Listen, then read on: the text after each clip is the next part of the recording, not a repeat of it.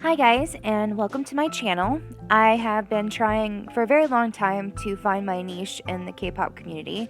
I have tried with the memes and GIFs and everything else. I've done Tumblr, Google Plus, and every other SNS you could think of. I got an idea, and I actually haven't researched to see if there's any other channel like this or whatnot, but I decided to give it a try. This is my first attempt at reading fan fiction to you all. I decided to do a long one to begin with, and it's a chapter story called Roommates. It is authored by myself and my best friend Brittany, and we rotate chapters. It's in my point of view, then hers, then mine, then hers.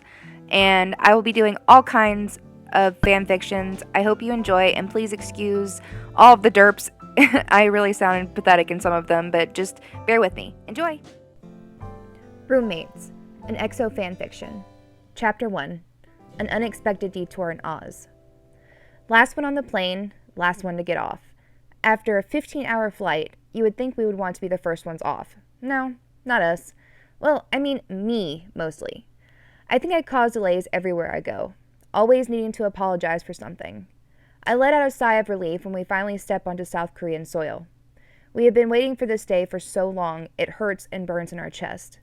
I turn around as I hear someone shouting, "Lauren! Miss Beck! Over here!" It took me a second to see the face in the sea of chauffeurs standing behind a red rope holding up signs in Korean and English. I turn to my best friend that is busy texting all of our families and friends that we finally made it safely here. Tapping her, I say, "Hey B, I found a ride." Brittany's spelling is the closest thing I have to a sister in this world. Being an only child has been sort of a constant struggle for me, but that's a whole other story. She starts grabbing our carry-on bags as I start handing all of our paperwork and passports to the airline security person. I hand her everything, not sure what she needs, including our work visas. About 3 years ago, B and I discovered a whole new life. We discovered K-pop, or Korean pop. And to those who don't understand how pivotal that is, then even if I tried to explain to you what a life-changing event this has been, it wouldn't convey the importance K-pop has been on many lives around the world.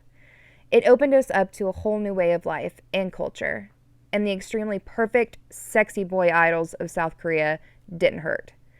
It's almost like we had been waiting our whole lives for something, anything, to love and have passion about, and we found it here in SK.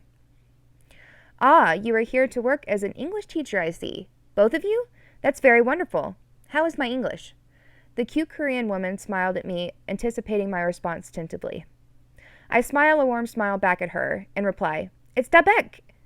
If I didn't know any better, I would think you weren't from here." We both laugh and she gives us a bow, and we do the same out of respect. There are many traditions and manners to learn quickly while we are here. We have come prepared knowing a good amount of these manners, but we certainly don't want to offend anyone if we can help it. B and I studied the Korean language for only half a year before an incredible opportunity came our way to teach English in Seoul this year. And it was time sensitive. Therefore, our Korean is lacking, but I know between the both of us, we can manage while we learn. Trust me when I say we've waited our whole lives for this, even though we didn't realize it until a few years ago. We are greeted quickly by our ride that was sent by the company we will be working for.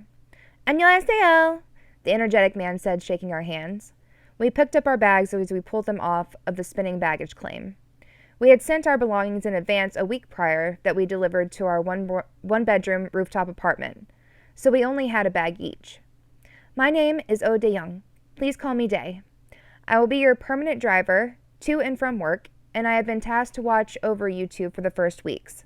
I can help you get settled and be here if you need translation or just a friend to talk to."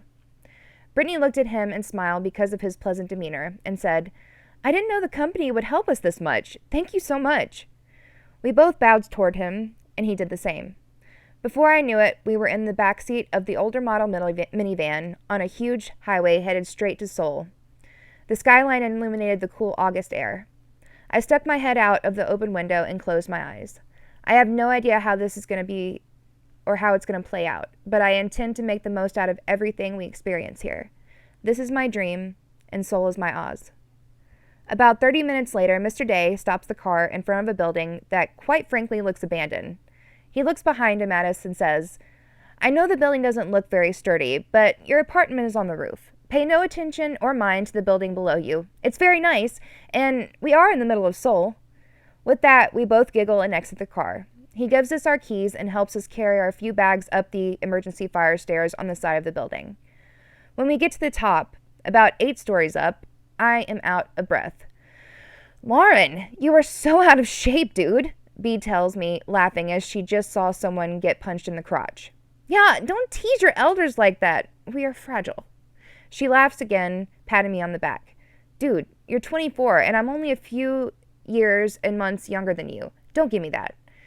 We need to start working out like yesterday. All of these Korean women are flawless. We need to catch up.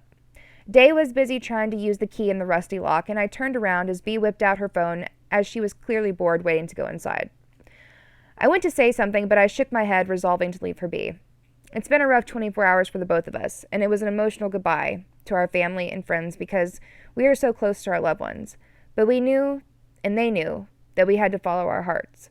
My dad even got me a shirt that says, "My heart belongs in Seoul." I really miss him already.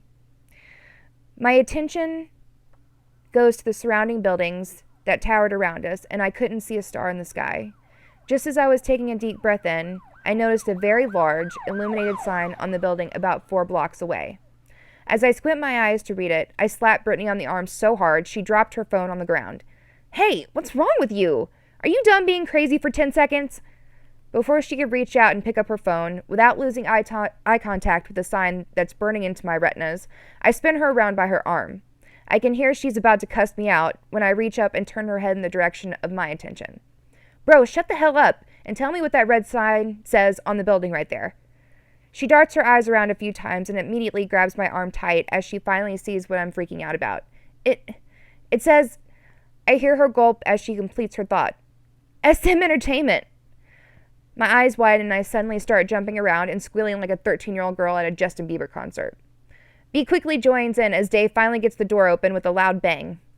We jump hearing the sound and it jerks us back from our fangirl spiral.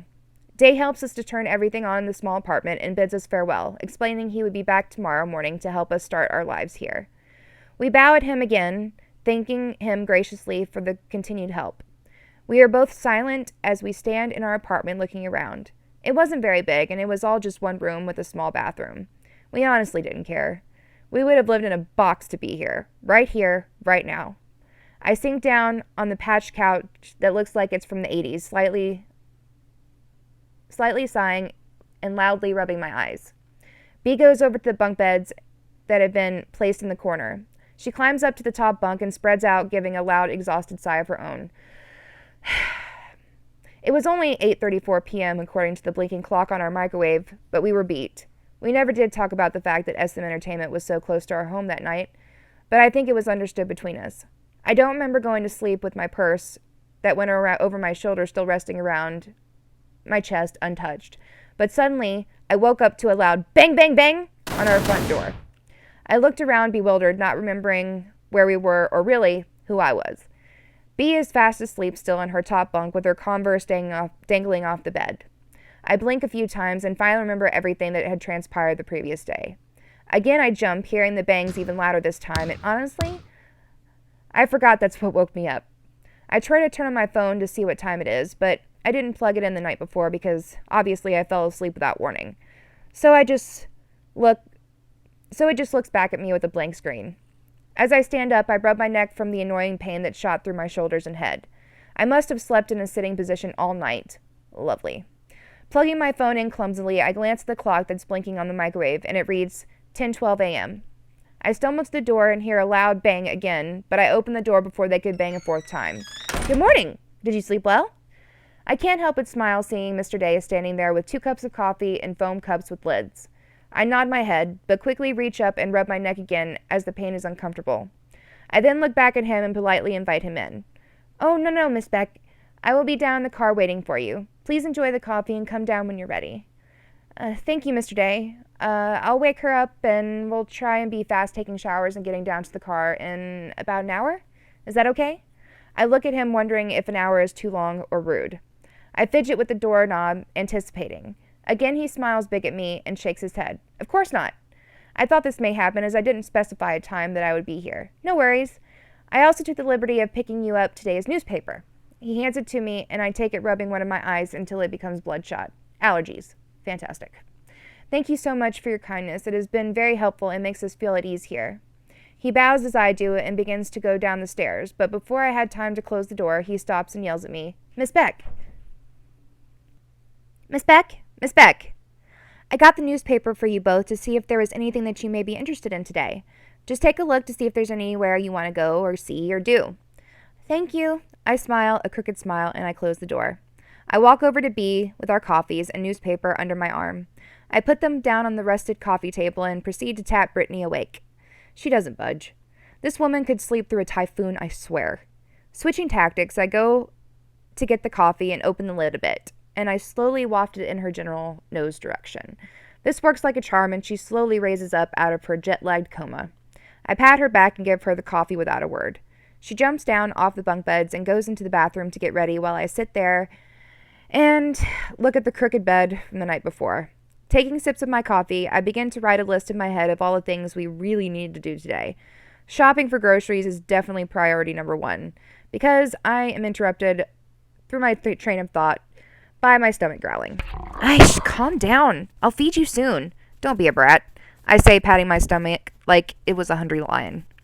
Not being able to concentrate on much else after realizing I'm famished, I remember the newspaper that's still under my arm. I pull it out and open it up wide on the table in front of me, and I tilt my head to the side, realizing it's all in Hangul. I actually learned Hangul first, and I'm very proficient at it, but speaking it is a whole different story, much less understanding a native speaker, and I can no longer rely on subtitles. I laugh at myself thinking about if everyone had subtitles rolling over their foreheads when I began reading a story on the second page. The picture with the story caught my attention because I recognized the people that are wearing soccer-looking uniforms in it. For a second, I couldn't remember where I knew them from. But as I started reading, it hit me like a bag of kimchi. Oh, it's Running Man. I blink a few times as I read on, hearing the shower turn on in the bathroom. My mouth continues to drop slowly open, and I slam my hands down on the table when I'm finished. I suddenly jump up, running to the bathroom door, beating it frantically. What, Ren, what? B says. Many people refer to me as Ren nowadays. Brittany, hurry up! We need to be somewhere in 45 minutes. 45, ballet! I smile at my use of Korean, but I immediately remember my task. I hear Brittany screaming, asking me why, but I ignore her until she comes out of the bathroom, looking at me with bewilderment and anger. Why are you rushing me? Calm your tits! I looked at her annoyed, frantically opening boxes to find my clothes. Finding the clothes I want, I scoot past her, leaving her to finish getting ready in the tiny mirror on the wall. She continues to question me as I'm taking the fastest shower of my life. After I wash off, I stampede my way to the mirror, rubbing off the steam as quick as I can. B is done getting ready, and she walks over to the door, leaning in and tapping her foot. Putting the finishing touches on my makeup, I finally turn to her and cross my arms. Guess who's having open auditions for their variety show today? Down the street. She looks at me puzzled and shakes her head, wanting me to continue my thought. Running Man. I grin big, turning back to the mirror to finish my eyeliner. In the corner of my eye, I see her doing her excited dance. Ren, dude, this is unreal. Wait, do they even want Americans? She stops mid-sentence to ask. I close up my makeup bag, glancing at the clock behind her. Damn, we need to be there in like 20 minutes to make registration. Yes, B, yes. They will audition Americans. Go read the article while I put on my Converse. I pick up my red ones that are laying next to her black ones. I put my purse over my shoulder and grab our keys. She is still busy trying to read the article when she notices me waiting to leave. She grabs her bag as well, and we head out to the fire escape to meet Mr. Day. While we're making the journey down the wobbling stairs, she turns to me and says, I wonder why they are having the audition so close to SM Entertainment. We'll practically be in their lobby. I turn to her and shrug my shoulders just as we're stepping onto the street sidewalk next to the van, waiting for us. We jump in and greet Mr. Day with a formal bow and greeting. So, what would we like to do today first, ladies? He starts the car saying this, and I notice that there's a traffic jam for 6 blocks or so. I sigh, annoyed, looking at Day from his rearview mirror. What is with all this traffic? He laughs as he turns on his blinker to merge into traffic, which he impressively does quickly. Oh, don't worry. They are having big auditions for a variety show down the street next to that building. He points to the SM building I'd been staring at the night before, getting butterflies the entire time. See, SM is home to some of K-pop's most amazing boy idol groups, including EXO. We do like EXO, but we weren't huge fans at the time. But we definitely love all of the groups that come out from that company. Yes, that's where we want to go today. I squeal like a little girl on Christmas, and he winces at the obnoxious sound. He grins and nods his head. That's very ambitious of you both. I like it. We need to hurry through. We really, really need to hurry. With that, he starts weaving through traffic, getting us there with a few minutes to spare. B and I jump out ecstatic we made it in time. Just as I begin to walk up to the line, I stop and stare. My heart jumps as I notice there are two long lines, formed between SM and the other building. Brittany, on her phone, bumps right into me quickly, looking up to see what the problem is. I point and shake my head confused because there were only two signs at each line that read, Audition 1, Audition 2.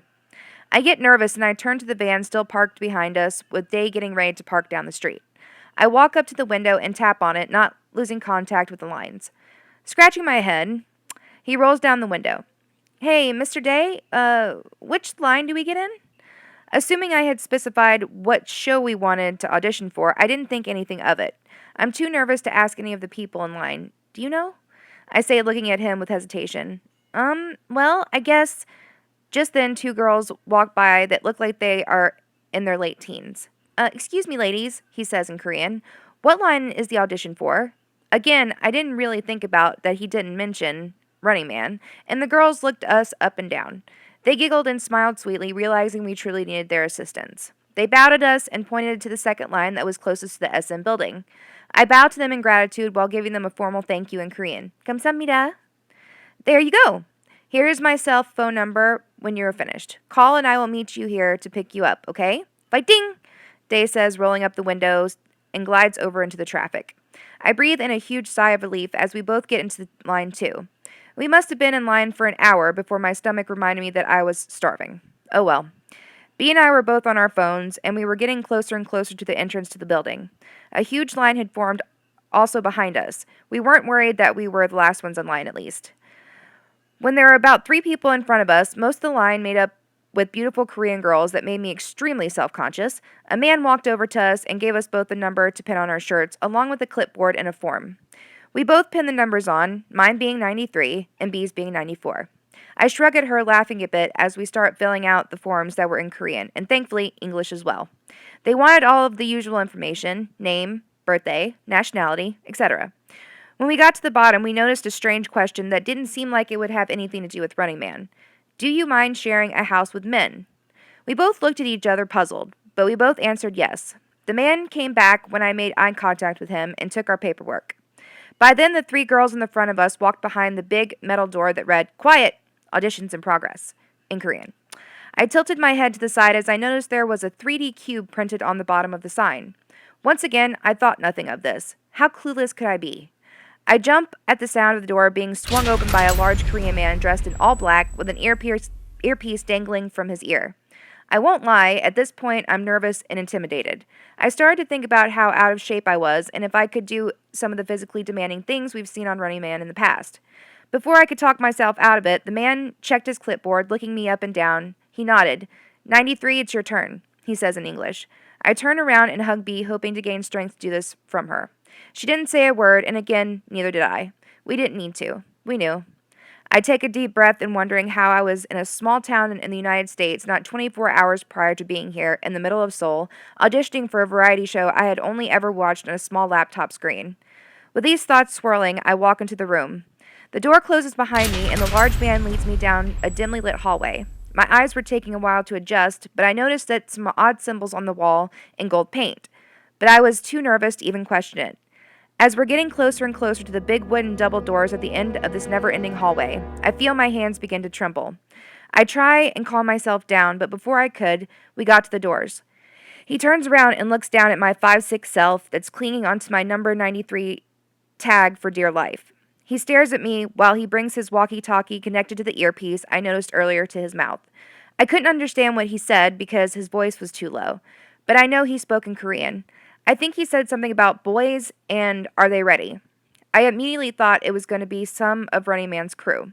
My nerves began to give way to excitement from my adrenaline pumping through me. After a few more seconds, he nodded towards me once again, my eyes narrowing, looking at him like, What? He shakes his head with his stern look relaxing into a big, goofy smile. I laugh hesitatingly as he says, "They are ready for you." I close my eyes as he opens the doors, and I step inside, slowly looking at the ground. My eyes are blind from the spotlights that now engulf my entire body. I blink several times trying to look up, but my eyes refuse to adjust, and they are beginning to water. Not wanting to ruin my makeup, I quickly raise my hands over my eyes above my brows. I look around the room trying to figure out where I need to go to start my audition. Before I could greet anyone that could be sitting behind the spotlights, I hear a loud woman's voice yell at me, "Number 93, please go stand on the red X on the floor." I nod my head, bowing very deep the entire time, inching my way towards the direction the voice made, going over to the X that I only stumbled on by accident as I walked in a jagged line. As I step on the X, my eyes become better suited for the bright lights, but not before I run straight into a microphone stand, the mic falling to the floor, causing it to emit a loud, high-pitched, annoying squeal. I close my eyes, sighing loudly in embarrassment, picking up the mic that is now rolling on the floor comically. I hear the sounds of people laughing behind the big spotlights, and I can feel my face burning with the intensity of 1,000 suns. I pick my head up to look at the mysterious voices, and I jump back a bit, coming eye to eye with about 6 cameras pointed at me in all directions. I can make out about 7 or 8 people sitting at a long table. The table was covered in a black tablecloth, and each person had a glass of water in front of their stacks of papers, with a water pitcher every 2 people. I do not recognize anyone here, and I sink down a little inside, disappointed that it's not the Running Man crew. I noticed that there were about 4 Korean men, 3 Korean women, and 1 white woman. I sighed to myself in relief, praying that she was there to help translate.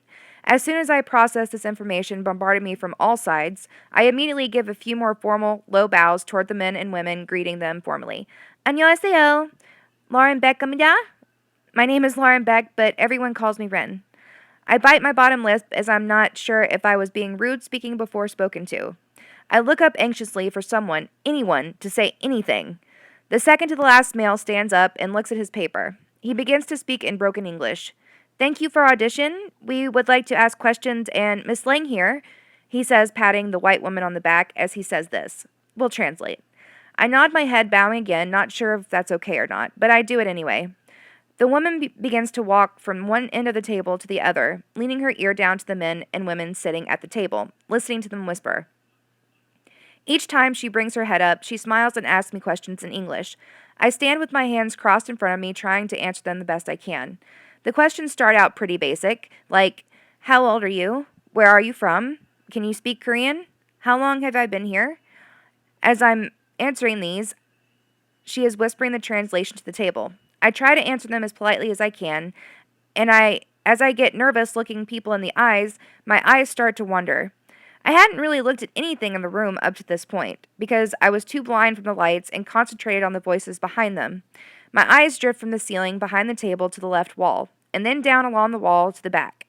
I tilt my head to the side slightly as I get to some shapes I can't hardly make out against the back wall. I continue to answer the questions even though they are becoming more intense. I keep squinting my eyes to try and figure out whatever or whoever was on the black back wall that I hadn't noticed previously. The questions were beginning to get strange, but I was too focused on the back to even comprehend them. After a few seconds, I realize I can make out the shape of 2 couches in the dark half of the room being covered in darkness by the intense lights that were now on me. I could also tell that there were people sitting on those couches, all different hair and heights. I thought perhaps it was the Running Man crew and got excited once again that I might get to meet them, after all. The only other thing that I could make out was a TV facing the shadowed people on the couches with my face on the screen. I wrinkled my nose a bit at the sight of myself, even if it was too far away for me to get a good look at my condition. Giving up on trying to identify the people in the back, I turned my focus back on the woman and the table people. I smiled sweetly and continued to answer their questions, sometimes, if I was confident enough, in Korean. I mentally patted myself on the back as I could see they were pleased at my Korean. They asked me about my family and why I moved here. I told them a few stories that made them burst out laughing, and I heard the couch people giggling at my words as well. I thought this is a really good sign because they like comedy on these variety shows, right?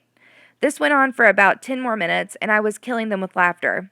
I played with my fingers as I began to wonder when we would get to the physical part of the audition, and if maybe they had an obstacle course in another area for presumed audition. Lost in my thought process, I don't realize I'm biting my lip and playing with my hair behind my back that almost reaches to my waist. All of a sudden, I look up, noticing the question stopped.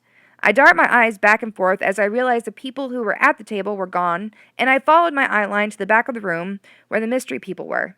I counted a few more shadows and sighed in relief as I figured out that the table people had now joined the couch people. I guess I should just stand here smiling like an idiot, I say in my head. So I do, waiting patiently. I see a few of the couch people stand up, grabbing the sheet that all the table people had had previously. I'm assuming it was my bio. I could hear them speaking in Korean and a few words in English, but I couldn't make out what they were saying. More of the couch people stood up and they were all starting to nod their heads. A few of the couch people sit back down, and two of the table people, with the translator, come back standing behind the table smiling at me. I smile back apprehensively, not sure what's going to happen next. Maybe the fitness part? Maybe they don't even want me. Just tell me before I go crazy, I say under my breath, through my grinning teeth, frustrated to say the least. After a few seconds, all in one quick moment, the spotlights are shut off, and the lights in the room come on the top of my head. I shake my head, again trying to adjust to the new lighting. As I'm looking around the room, my eyes lead me directly to the couch people. My mouth drops open, and I stand there frozen. I cannot breathe. As soon as I'm about to utter anything resembling speech, the translator walks around the table to me and pats me on the head and says, "We would like you to be one of the 3 housemates on Exo Roommate. Congratulations!" My whole body turns ice cold as my brain registers what my eyes had been staring at for what seemed like an eternity. Every member of EXO was sitting on the couches that I could not see before the lights were turned on. They were all sitting in different positions on the couches, some laying on each other, others were eating some snacks that were on the table next to them. One of them, I noticed, has a cast on his foot, and a few of them were looking at me, waving and making egg yolk hearts encouragingly. I literally feel like my knees are going to give out, as I don't understand what exactly is happening. Miss Lang looks at me concerned. "Honey, are you okay? You look pale." She begins to fan me as the members of EXO all look at me, hearing her words. My mouth is dry from not closing, and my forehead begins to sweat. I finally stop looking past her at EXO and look into her eyes. My words come out in a raspy whisper, squeal. "EXO roommate?" "Yes, we want you to be one of their roommates. They really like you. Come on, we need to get all of your papers signed and your address so we can send for your stuff. You said you haven't even unpacked, right? That's great. Now we need you to..." She begins to lead me to the double doors that are in the back of the room, next to the members who have all started chatting and eating again. I can't hear anymore. I blocked her out as she walks me past them, my eyes going from one beautiful EXO member to the other. Some look at me and some wave. Others don't even look up. One nodded and smiled.